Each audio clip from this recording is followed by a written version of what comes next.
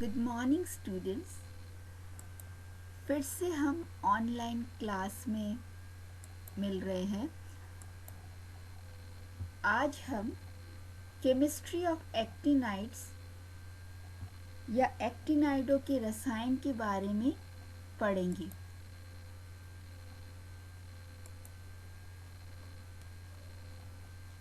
Actinoid, जिसका IUPAC nomenclature में actinide कहा जाता है, ये 15 या 15 केमिकल एलिमेंट से बना हुआ है। Actinium, thorium, protactinium, uranium, neptunium, plutonium, americium, curium, berkelium, californium, einsteinium, fermium, mendelevium, nobelium and lawrencium.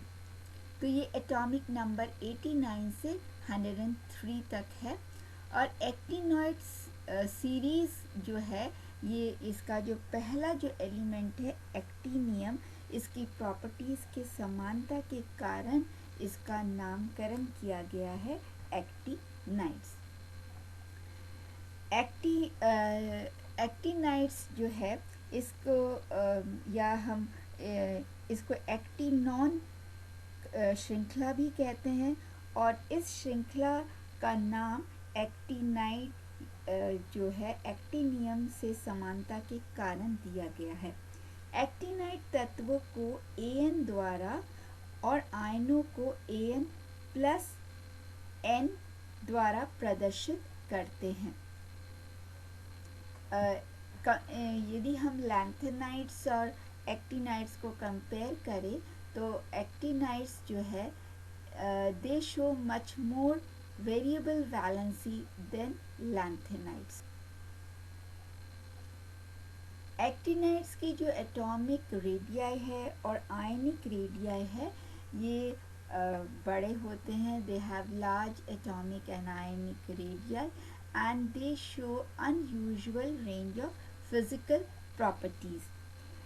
Lanthanide एवं एक्टिनाइड तत्व के गुणों में आपस में काफ़ी समानता होती है। लैंथेनाइड तत्व के गुणों के आधार पर एक्टिनाइड तत्व विशेष रूप से एमर्शियम के बाद आने वाले तत्व के गुणों का हम सहज ही अनुमान लगा सकते हैं। लैंथेनाइड तथा एक्टिनाइडों के गुणों में भिन्नताएं भी पाई जाती है। जैसे कि एक्टिनाइड श्रृंखला के प्रारंभिक सदस्यों के गुण लैंथेनाइड तत्व की अपेक्षा संक्रमण धातुओं के गुणों से अधिक मिलते हैं। गुणों में ये भिन्नताएं मुख्यतः 4f तथा 5f कक्षकों के स्थानिक वितरण स्पेशियल डिस्ट्रीब्यूशन में अंतर के कारण होती है।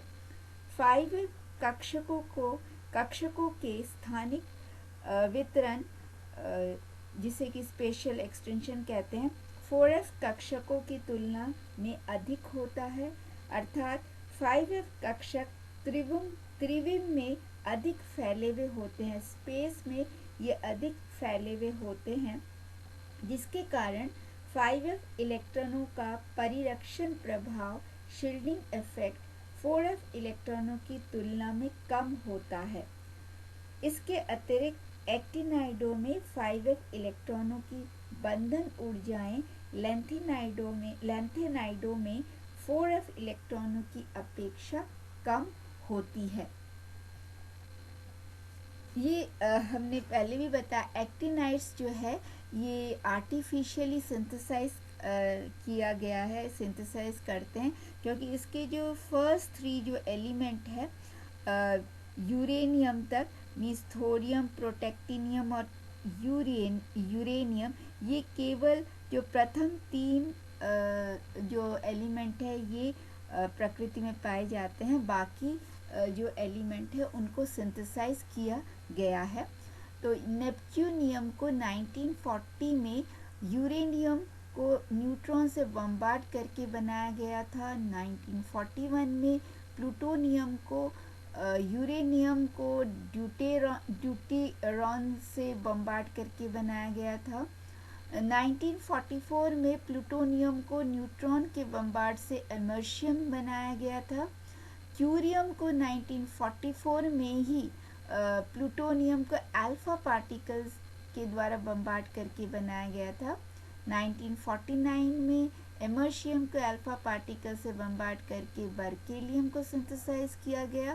कैलिफोर्नियम को 1950 में क्यूरियम को अल्फा पार्टिकल्स के द्वारा बम्बार्ड करके बनाया गया।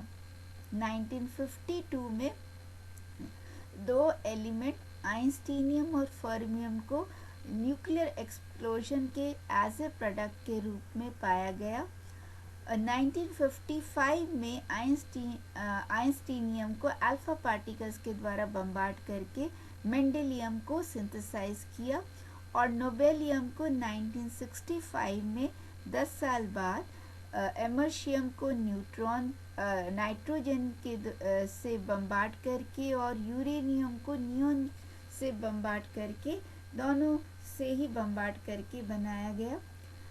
लॉरेंशियम को 1961 से 71 में 10 साल में इसकी कोशिश करके बनाया गया था। कैलिफोर्नियम को बोरोन से जो कि 10 आइसोटोप है या 11 आइसोटोप है, और या फिर एमर्शियम को O18 आइसोटोप के द्वारा बम्बार्ड करके सिंथेसाइज किया गया है। तो इस तरह से हम देखते हैं कि एक्टिनाइड्स जो है इसके जो 3 एलिमेंट्स के अलावा सारे ही सिंथेटिक एलिमेंट्स है या इसको सिंथेसाइज किया गया है, और नेचर में सिर्फ 3 शुरू के जो 3 सदस्य हैं थोरियम, प्रोटेक्टिनियम और यूरेनियम, ये ही पाए जाते। Transuranium elements means uranium के जो बाद वाले एलिमेंट्स है उनको ट्रांस यूरेनियम एलिमेंट्स कहा जाता है। और ये एलिमेंट्स जो है ये इनको सजेस्ट किया था एनरिको फर्मी ने, और इसने एक्सपेरिमेंट्स के द्वारा ही इसका पता लगाया था। और सबसे पहले यूरेनियम और थोरियम को डिस्कवर किया था। यूरेनियम को डिस्कवर किया था हेनरिच क्लेफ्रॉथ ने पिच ब्लेंडे ओर से, और इनका नाम जो है उसने यूरेनियम रखा। और यूरेनियम जो है यूरेनस जो प्लैनेट है उसके नाम के आधार पर और उसके नाम के बेसिस पर इसका नामकरण किया था। ट्रांस यूरेनियम एलिमेंट्स जो है ये सिंथेसाइज किया गया है न्यूक्लियर रिएक्शन के द्वारा। न्यूक्लियर रिएक्टर में इनका सिंथेसाइज किया गया है। हमने अभी सिंथेसिस हमने इसको पढ़ा ही है, किस तरह से इनको सिंथेसाइज किया गया है। नेपच्यूनियम जो एलिमेंट है इसको नेपच्यून प्लैनेट के नाम के आधार पर इसका नामकरण किया गया है, और इसको डिस्कवर किया था एडविन मैकमिलन और फिलिप एच एबल्सन ने। इन्होंने नेपच्यूनियम को प्रोड्यूस किया था, उसको हमने पढ़ा था किस तरह से बम्बार्ड करके यूरेनियम को न्यूट्रॉन से बम्बार्ड करके स्लोली बम्बार्ड करके इसको सिंथेसाइज किया है। ग्लेन टी सीबॉर्ग और उसके समूह ने यूनिवर्सिटी ऑफ कैलिफोर्निया में इन्होंने सिंथेसाइज किया है plutonium, americium, curium, berkelium, californium, einsteinium, fermium, mendelevium, nobelium और 106 एटॉमिक नंबर के एलिमेंट को भी इसने सिंथेसाइज किया है। और इसलिए 106 एलिमेंट को इनके साइंटिस्ट के ऑनर देने के लिए उसका नाम रखा सीबॉर्गियम, क्योंकि साइंटिस्ट का नाम है ग्लेन टी सीबॉर्ग। जब they also synthesize more than 100 actinide isotopes, और actinide isotopes को भी उन्होंने सिंथेसाइज किया। ट्रांस यूरेनियम एलिमेंट्स जो है वो न्यूक्लियर रिएक्टर में न्यूक्लियर रिएक्शन के द्वारा सिंथेसिस किया है, और ये सारे जो है एलिमेंट्स को जो एलिमेंट्स है यूरेनियम, प्लूटोनियम, क्यूरियम, कैलिफोर्नियम, इनको जो इनको जो सिंथेसाइज किया है उन्होंने nitrogen, oxygen, carbon, neon, boron जैसे एलिमेंट को उसके साथ जो है बम्बार्ड करके किसी एलिमेंट को एक्टिनाइड्स के जो हाईएस्ट एटॉमिक नंबर है उसको सिंथेसाइज किया है। हमने पहले भी देखा किस तरह से ये सिंथेसिस किया यूरेनियम को बम्बार्ड करके प्लूटोनियम को बम्बार्ड करके, क्यूरियम को बम्बार्ड करके इस तरह से इनका सिंथेसिस किया गया है। इलेक्ट्रॉनिक कॉन्फ़िगरेशन देखते हैं तो actinium symbol AC, atomic number 89। Radon जो है नोबल गैस कॉन्फ़िगरेशन जो है इलेक्ट्रॉनिक कॉन्फ़िगरेशन के बाद 5s0 61 7s2। तो एक्टिनियम में F में जो है इलेक्ट्रॉन फिल नहीं होता है।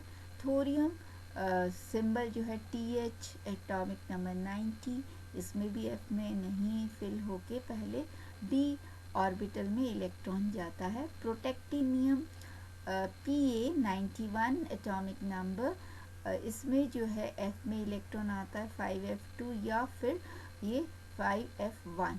ये दो तरह के इलेक्ट्रॉनिक कॉन्फ़िगरेशन है, वो एक दूसरे से जो है वो वैरी करता रहता है। यूरेनियम 92, F में 3 इलेक्ट्रॉन जाता है। Neptunium 93, 5 electron 6d0। Plutonium 94, F6। समर्शियम 95, F7। F7 जो है हाफ फिल्ड है, तो क्यूरियम हाफ फिल्ड के कारण जो F7 में है, और जो इलेक्ट्रॉन है वो D1 में चला जाता है, क्योंकि हाफ फिल्ड जो है ज़्यादा स्टेबल इलेक्ट्रॉनिक कॉन्फ़िगरेशन होता है। उसी तरह से बर्केलियम, कैलिफोर्नियम, आइंस्टीनियम इलेक्ट्रॉन जो है ये फिल होते हैं, और स्टेबल होने के कारण जो है डी में इलेक्ट्रॉन जाता है या फिर डी में ज़ीरो हो जाता है। और इसी तरह से लोरेंशियम जो है F14 है, और डी में जो है लास्ट इलेक्ट्रॉन जाता है। तो मेंडेलिवियम इलेक्ट्रॉन जो इसका सिंबल है Mg, 101 इलेक्ट्रॉनिक कॉन्फ़िगरेशन या atomic number. Nobelium NO, 102 atomic number. Californium CF, 98 atomic number. Fermium FM, atomic number 100। उसी तरह से einsteinium ES, atomic number 99।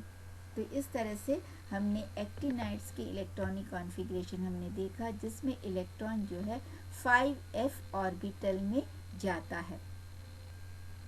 Extraction, हम किस तरह से एक्टिनाइड्स को सेपरेट करते हैं या एक्सट्रैक्ट करते हैं। तो यूरेनियम से नेपच्यूनियम, प्लूटोनियम या एमर्शियम को पृथक्करण करेंगे। तो एक्टिनाइड्स जो है इसके जो थोरियम और यूरेनियम इसका जो ओर है मोनेज़ाइट ओर से करते हैं। इसका एक्सट्रैक्शन जो है कई तरीके से कर सकते हैं, फ्लोराइड विधि द्वारा, विलायक निष्कर्षण के द्वारा, अजलीय विधियों द्वारा, ताप धातुक्रम विधि द्वारा। तो फ्लोराइड विधि में हम इसका जो है नाइट्रिक एसिड में इसको घोल करके सल्फर डाइऑक्साइड से द्वारा अपचयित करके HF डालकर और फिर सल्फ्यूरिक एसिड के साथ इसको सेपरेट आउट करते हैं। विलायक निष्कर्षण में नाइट्रिक एसिड में घोलकर सल्फर डाइऑक्साइड के द्वारा अपचयित करके इसके अंदर कैरोसिन और ट्राईब्यूटाइल फॉस्फेट के द्वारा इसका रिएक्शन करके हम इसको सेपरेट आउट करते हैं। और इसका जो है इसके अंदर हमने फ्लो चार्ट हमने दिखा रखा है, तो किस तरह से हम इसका सेपरेट आउट करते हैं। प्लूटोनियम, यूरेनियम इससे सेपरेट आउट करते हैं। वोलेटाइल मेथड है, ताप धातुक्रम मेथड है। तो ये जो है ये सारे मेथड है जिससे हम इसका सेपरेशन करते हैं।